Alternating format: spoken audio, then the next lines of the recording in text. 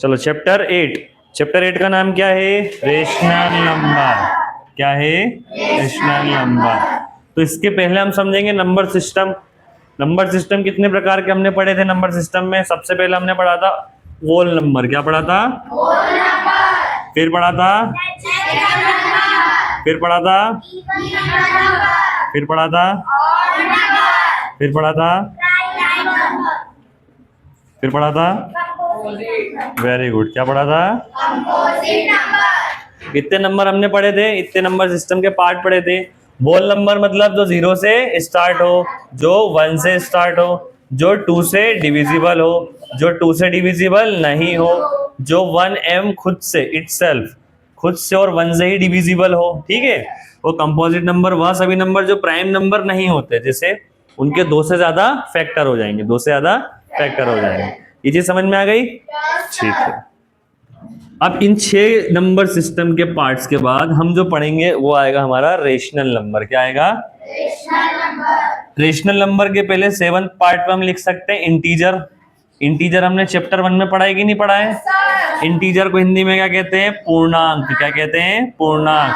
पूर्णांक वह सभी अंक जो पूर्ण हो, वह सभी अंक जो पूर्ण होते हैं, है ना। जैसे पूरा होता है नंबर, जैसे 1 2 3 4, या फिर -1 -2 -3 -4, ये सभी नंबर क्या होते हैं? पूरे होते हैं, कंप्लीट नंबर होते हैं। आधे होते हैं क्या? अगर मैं 5 बोल रहा हूँ तो 5 ही होगा, 6 बोल रहा हूँ तो 6 ही होगा, 6.5 तो बोला ही नहीं मैंने, ना 5.5 बोला, ना 5.25 बोला।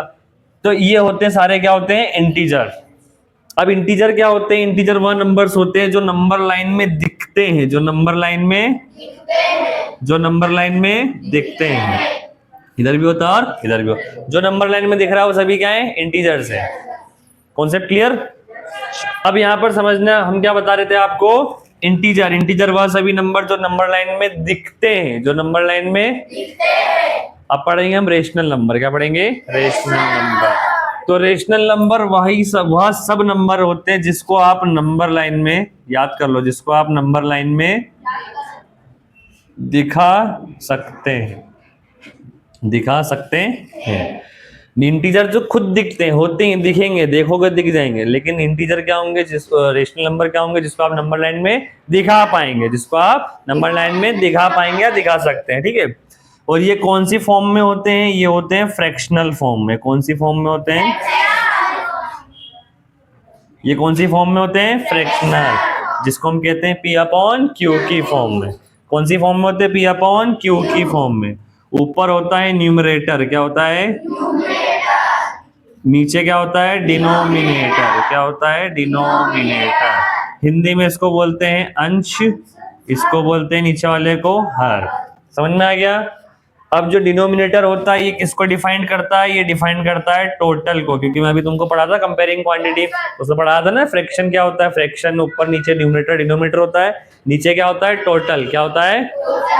टोटल होता है नीचे, और ऊपर होता है पार्ट्स। ऊपर होता है पार्ट, या फिर जो भी आपसे पूछा हो, ठीक है, या फिर जो भी आपको दिया हो, समझ में आ रहा है कि नहीं आ रहा है? तो डिनोमिनेटर इसको डिफाइन करता है टोटल को, और न्यूमरेटर डिफाइन करता है पार्ट, यानी हिस्सा, या फिर जो भी आपसे पूछा हो या भी आपको दिया हो। ठीक है। वही जो दिएगा वही पार्ट ही होगा, और क्या होगा? कोई डाउट किसी को? फटाफट से कॉन्सेप्ट नोट करो सभी के सभी। हाँ जी, तो हम इसमें पढ़ते हैं। अब अगला हमारा पॉइंट है 9.2। 9.2 में क्या बोला गया है? ये पॉइंट पढ़ेंगे। पहला पॉइंट क्या था हमारा? इंट्रोडक्शन था। क्या था?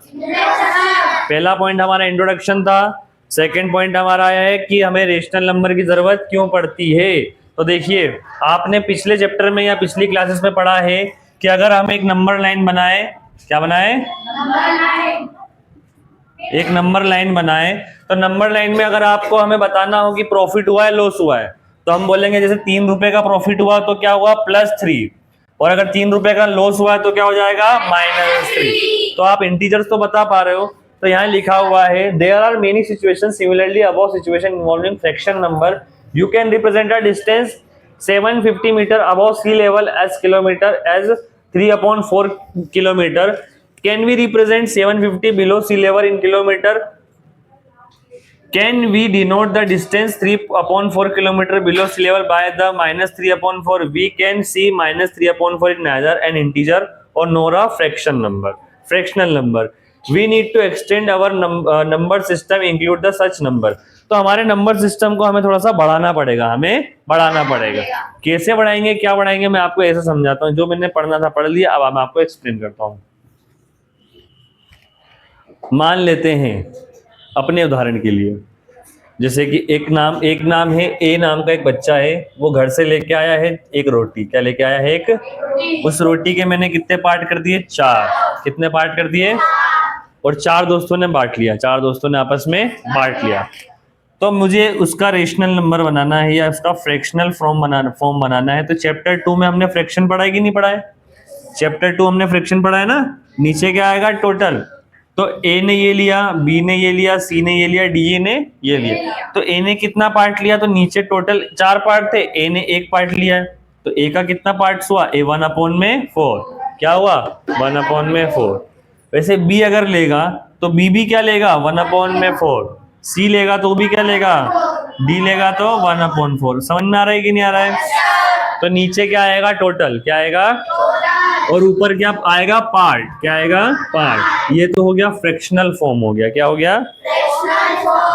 ठीक है. अब व्हाट आर रेशनल नंबर?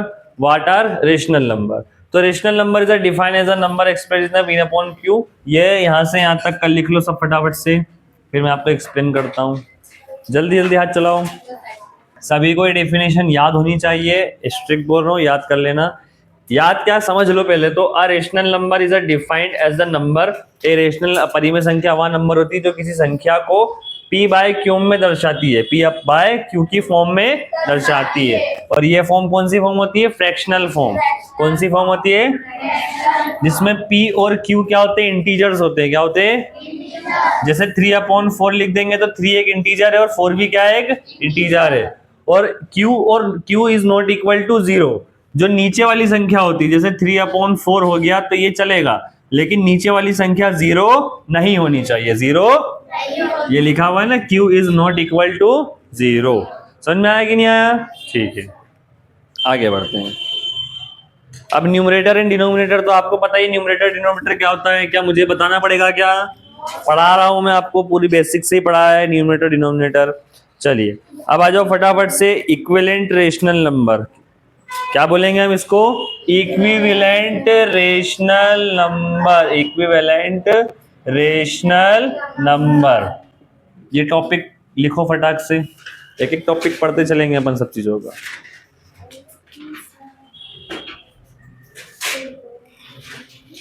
समझना, स्ट्रेट बैठ जाओ.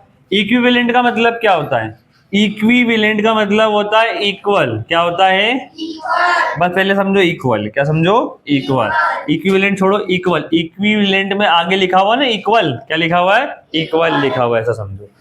अब इक्वल मतलब जैसे अगर मैंने लिखा 2/3. क्या लिखा? 2/3. तो इसका इक्वल क्या होगा? तो 4/6. क्या होगा? 4/6. अब इक्वल कैसे हुआ कि मैंने ऊपर भी 2 गुना कर दिया और नीचे भी 2 गुना कर दिया. तो ऊपर नीचे सेम नंबर का मल्टीप्लाई पढ़ते कि नहीं पढ़ते? अब ये हो गया 2/3 का इक्वल क्या हो गया? 4/6. और क्या इक्वल होगा? तो भाई मैं इसको भी 2 गुना कर सकता हूँ. 4 2 8, 6 2 12. ये तीनों क्या इक्वल है या नहीं है? अब वैसे अगर आप देखिए 4 में अगर मैं लिख देता हूँ 10/15, तो ये दोनों नंबर किसके टेबल में आ रहे हैं? 5 2 10, 5 3 15. तो 2/3 या 10/15 ये दोनों इक्वल है या नहीं है? बिल्कुल इक्वल है. हम सवाल करते हैं, अभी तक हम काटापीटी कर ही रहे हैं. कब पिछले चैप्टर में हमने पढ़ा था कि नहीं पढ़ा था? ठीक है. अगर मैं यहाँ नंबर लिखता हूँ 20/25, तो इसको मैं किससे डिवाइड कर रहा हूँ? 5 4 20 और 5 5 25. इसका सीधा सा मतलब क्या है कि 20/25 को मैंने ऊपर भी 5 से डिवाइड कर दिया और नीचे भी 5 से डिवाइड कर दिया. तो डिवाइड करने पे क्या आया? 4 और 5. अब मुझे बताओ ये दोनों इक्वल है या नहीं है? बिल्कुल इक्वल है. बिल्कुल इक्वल है. बस ये इसका 5 गुना और ये इसका 5 गुना. तो ये हो गया इक्विवेलेंट फ्रैक्शन. क्या हो गया? और दूसरी चीज, अगर मैं इक्विवेलेंट फ्रैक्शन निकाल रहा हूं और उसके बाद ये कटना बंद हो जाए, जैसे 4/5 के बाद कुछ होगा क्या? नहीं. तो तो यही इसका क्या हो जाएगा, लोवेस्ट टर्म। क्या हो जाएगा इसका, क्या हो जाएगा इसका, कोई डाउट? ठीक है,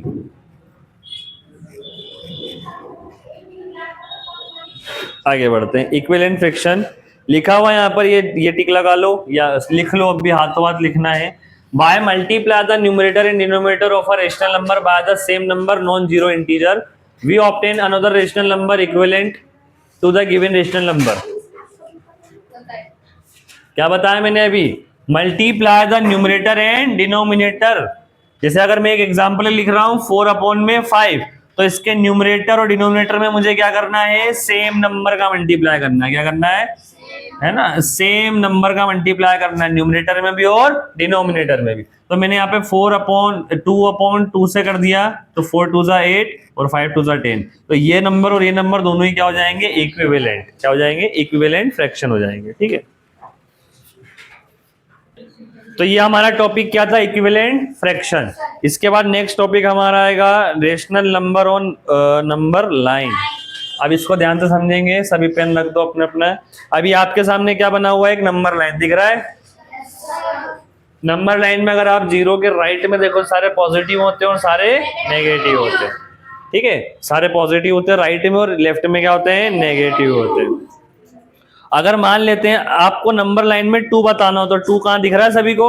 यस सर। -3 दिख रहा है सभी को? Yes sir. 4 दिख रहा है सभी को? Yes sir. तो कोई भी नंबर लाइन में आप बता सकते हो, जो कि इंटीजर होते हैं। क्या होते हैं? ये सभी क्या है, इंटीजर्स हैं। क्या है? इंटीजर्स। जो भी दिख रहे हैं आपको सभी क्या है, ये इंटीजर्स। जो नहीं दिख रहे हैं लेकिन आप दिखा सकते हो, जो नहीं दिख रहे लेकिन आप दिखा सकते हो, जो नहीं दिख रहे लेकिन आप दिखा सकते हो, उसको हम बोलते हैं रेशनल नंबर। क्या बोलते हैं? Rational number. अब इस रेशनल नंबर में आपको बताना है, मैं एग्जांपल के लिए कह रहा हूँ 3/4। इसमें ढूंढ के बताओ कहाँ है 3/4, कोई बता सकता है? हाँ, ये 3 है और ये 4 है सा, यस सर। ऐसा। तो 3 और 4 कहाँ पर है फिर, ये दोनों कहाँ है भाई? ये एक फ्रैक्शन है। हाँ, बीच के इधर। ठीक है, अब 3 और 4 की मैं बात कर रहा हूँ, 3/4। तो आप ध्यान से समझना, एक छोटा सा लॉजिक मैं आपको बताऊंगा। मैंने क्या कहा, नीचे आता है डिनोमिनेटर। क्या आता है? डिनोमिनेटर। नीचे क्या आता है? डिनोमिनेटर। और डिनोमिनेटर का मतलब होता है पार्ट्स। क्या होता है? कौन से parts? Total part. Total part. अगर मैंने यहाँ पे आपको लिख के दिया है कि 3/4 के 4 को मुझे रेशनल नंबर में बताओ, कहाँ में बताओ, रेशनल नंबर में। तो तुम्हें कुछ ज्यादा सोच विचार नहीं करना है। तुम्हें ये देखना है कि मेरे पास फिलहाल में क्या है, 0। क्या है? 0 से लेके 1 है, 0 से लेके 1 है। तो मैं इसके 4 इक्वल पार्ट्स कर देता हूँ। कितने? 4। 1 2 3 4, क्योंकि दिया क्या है, 3/4 दिया। तो 1 2 3 4, पहला पार्ट होगा 0/4। क्या होगा? 0/4। दूसरा पार्ट होगा 1/4, फिर होगा 2/4, 3/4 और 4/4। अच्छा, किसी 0 के नीचे कोई नंबर होता है तो उसका मतलब क्या होता है? 0। कोई संख्या 0 के नीचे डिनोमिनेटर में है तो उसका मतलब क्या होता है? 1/4 पहला पार्ट, दूसरा 2/4, तीसरा 3/4। अब 4/4 का मतलब क्या? 4 से 4 कट गया, क्या आएगा? 1 आएगा कि नहीं आएगा? यहां तक चीज समझ में आई? चलो अब इसको इस तरफ देखो। 0/4, चुप रहो, 1/4, 2/4, 3/4 और 4/4। इसका मतलब क्या है? 0। इसका मतलब क्या है? 1। ये नंबर लाइन में आया कि नहीं आया? ये नंबर लाइन में आ गया। और नंबर लाइन में हमने ये भी बता दिया, हमारे फ्रैक्शंस, हमारे रेशनल नंबर 3/4 कहाँ पे आएगा? यहाँ पर आएगा। 3/4 आ गया समझ में, कहाँ पे आ रहा है? अभी कोई डाउट है किसी को? ठीक है, तो फटाफट से अब सवाल चालू करते हैं अपन।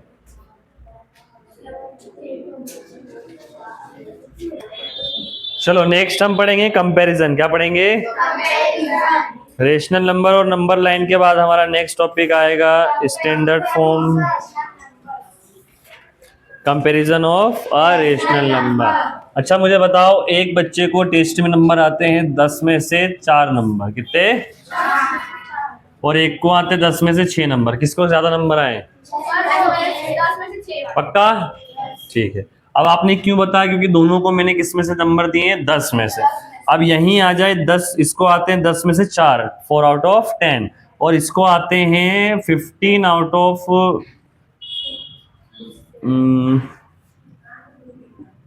7 आउट ऑफ 15। अब बताओ किसको ज्यादा नंबर है, क्यों? सर क्योंकि वो बड़ा नंबर है और सर ये 7/15 सर 7/7 देखो अब ऐसे अंदाजा लगाएंगे, ऐसे आप भी अंदाजा लगाएंगे तो गड़बड़ हो जाएगा, है ना। तो ऐसे नहीं, हम सीखेंगे क्या इसमें हम देखेंगे कि इसके डिनोमिनेटर क्या थे, सेम। क्या थे? इसके डिनोमिनेटर अलग अलग है या नहीं है, तो हम क्या करेंगे, दोनों के डिनोमिनेटर को सेम करने की कोशिश करेंगे। आप ध्यान से सुनो, मुझे इन दोनों का सेम नंबर चाहिए जो 15 और 10 दोनों के टेबल में आता हो, दोनों के, तो 30 दोनों के टेबल में आता है कि नहीं आता है? 30 दोनों के टेबल में आएगा। अब मुझे चाहिए 4/10 के नीचे चाहिए 30। क्या चाहिए? मतलब यहां मैं 30 बना दूं, यहां में, और 7/15 के नीचे भी मैं क्या बना दूं, 30 बना दूं। ये मेरे को करना है, ये मेरे को करना है। तो मुझे बताओ मैं ऐसा क्या नंबर लूं कि 30 बन जाए, तो 10 3 जा 30। अब नीचे करूंगा तो ऊपर भी 3 का करना पड़ेगा, तो 4 3 जा 12। क्या हो गया? 12। वैसे 15 2 जा 30, 15 2 जा 30, और 7 भी 2 से करना पड़ेगा, 7 2 जा 14। अभी कोई डाउट किसी को? तो मैं कह सकता हूं ये वाला नंबर और ये वाला नंबर दोनों इक्वल है, क्योंकि ये इक्विवेलेंट फ्रैक्शन है। ये वाला नंबर और ये वाला नंबर भी दोनों क्या हो गया, इक्वल, क्योंकि ये इक्विवेलेंट फ्रैक्शन है। तो मैं इसकी जगह पे क्या लिख सकता हूँ, 12/30, और इसकी जगह पे मैं क्या लिख सकता हूँ, बोलो 14/30। अब मुझे बताओ दोनों में कौन बड़ा है, मतलब कौन बड़ा हुआ, समझ में आया? तो ये मेथड किस किस को आ गई अच्छी तरीके से? बढ़िया, ठीक है। वापस देख लो, जिससे नहीं आई वापस देखो। अब वापस सवाल का क्वेश्चन करते हैं अपन। एक नंबर है आपके पास 4/9, और एक नंबर है आपके पास, यहाँ पर ले लेते हैं 7/27। मुझे बताओ इन दोनों में कौन बड़ा है। तो आपको ऐसे देख के समझ में नहीं आएगा, आप बोलोगे सर दोनों के डिनोमिनेटर क्या होने चाहिए, सेम। तो डिनोमिनेटर सेम करना है, ये 27 और ये 9, मुझे बस सेम करना है डिनोमिनेटर। क्या करना है? सेम। तो आप इतने नहीं सोच पाओगे, इसलिए आपके लिए एक मेथड होगी एलसीएम। क्या होगा? दोनों को हम क्या लेंगे, एलसीएम लेंगे, ठीक है। तो पहले 3 से लिया 3 और ये 9, फिर उसके बाद 3 से 1, फिर 3 से 1 और 1, तो 3 × 3 × 3 12 नहीं भाई, 27। अब मुझे दोनों के नीचे क्या बनाना है, 27। क्या बनाना है? तो 4/9 मैं किसका मल्टीप्लाई करूं कि यहाँ 27 आ जाए, 3 का। किसका? 3 का। 3 का नीचे करूंगा तो 3 का ऊपर भी करना पड़ेगा। 4 3 से कितना हो गया, 12, ठीक है। और 7/27 इसमें ऑलरेडी क्या है यहाँ पर, तो मैं 1/1 से मल्टीप्लाई कर दूंगा तो भी यही 27 रहना है। अब बताइए 12 बड़ा है कि 7 बड़ा है? 12 बड़ा है। 12 का इक्विवेलेंट क्या है, 4/9, तो कौन बड़ा हो गया? अब समझ में आ गया? अब समझ में आ गया? ठीक, वेरी गुड। एक सवाल मुझे करके बता दो फटाफट।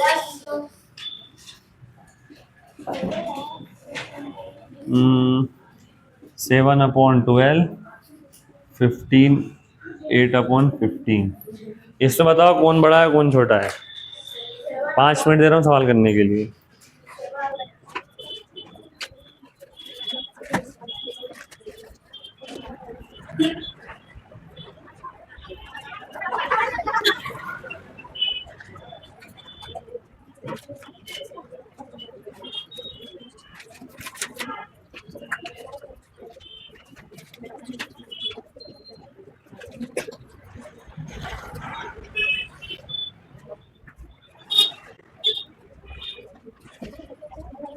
हो गया?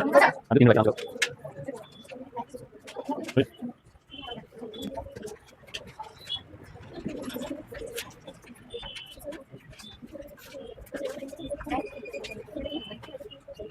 दो मिनट बचे।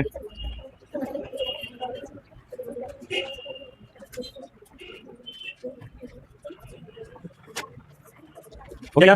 इससे नहीं हुआ, लिखो।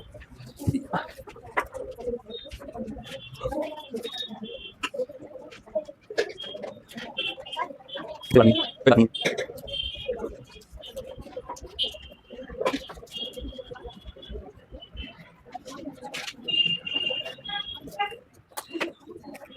10 9 8 7 6 5 4 3 2 1 खत्म। पेन रख दो सब अपने अपने। तो कंपैरिजन ऑफ फ्रैक्शन में आपको हमने सवाल दिया था कि ये सवाल को हमें बताइए इनमें से बड़ा कौन सा और छोटा कौन सा है। तो आप देख सकते हैं ये दोनों के डिनोमिनेटर अलग अलग है। तो सबसे पहला काम इसका एलसीएम क्या लेंगे इसका। तो 2 से किया 6 ये नहीं होगा, 2 से किया 3 ये नहीं होगा। अब 3 से करेंगे तो 3 1 जा 3 3 5 जा 15 और ये खत्म। 2 2 जा 4 4 3 6 4 3 जा 12 और 12 5 जा 60। इसका एलसीएम कितना आया 60। मतलब मुझे पता चल गया कि दोनों के नीचे एक नंबर आएगा 60। ठीक है, तो 7/12 में मैं किस नंबर का मल्टीप्लाई करूं कि नीचे 60 आ जाए 5। अगर कोई नंबर नहीं ढूंढ पा रहे हो तो सिंपल सा बताऊं, ये 60 जो निकाले हो और ये जो 12 है इसको आपस में डिवाइड कर दो। क्या कर दो 60 को 12 से डिवाइड कर दो तो पता चल जाएगा कि 5 बार में आएगा 60। ठीक है, डिवाइड करने पे जो नंबर आएगा उसको हम ऊपर नीचे दोनों साइड क्या कर देंगे मल्टीप्लाई कर देंगे। क्या कर देंगे 7 5 से कितना होगा 35 और 12 5 से कितना हो गया 60। अब इसकी बारी 15/18 में मुझे नीचे 60 चाहिए तो 60 में किस 15 से डिवाइड कर दूंगा तो 15 4 जा कितना आएगा 60। ठीक है, तो यहाँ पर मुझे पता चल गया 4 4 का मल्टीप्लाई करना है ऊपर और नीचे। 15 4 जा 60 और 8 4 जा 24। अब देखो 35 में 60 और 24 में 60। इसका ये हो गया इक्विवेलेंट फ्रैक्शन और इसका ये हो गया इक्विवेलेंट फ्रैक्शन। अभी हम पढ़ के आए इक्विवेलेंट फ्रैक्शन क्या होता है, दिए हुए फ्रैक्शन दिए हुए रेशनल नंबर में न्यूमरेटर और डिनोमिनेटर में सेम नंबर का हम क्या करते हैं मल्टीप्लाई करते हैं तो वो जो निकल के आएगा वो क्या होगा उसका इक्विवेलेंट होगा। Okay my mistake 32। अब बताइए कौन बड़ा है इनमें, कौन बड़ा है 7/12 बड़ा है। किस किस का यही आंसर है, बहुत बढ़िया। चलो अपने अपने स्क्रीन पे होमवर्क देख लो, नोट कर लो। जिसको सवाल नोट करना सवाल नोट करो, जिसको होमवर्क नोट करना होमवर्क नोट करो। हाँ तो बस होमवर्क कर लेना फिर।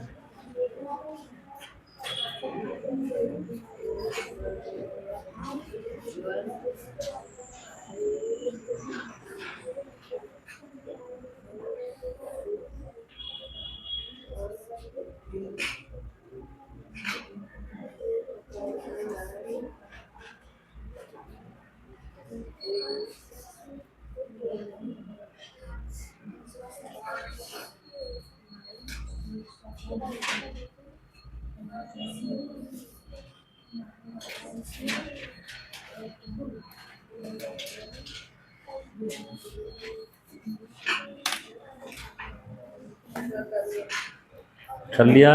ये लास्ट वाला थोड़ा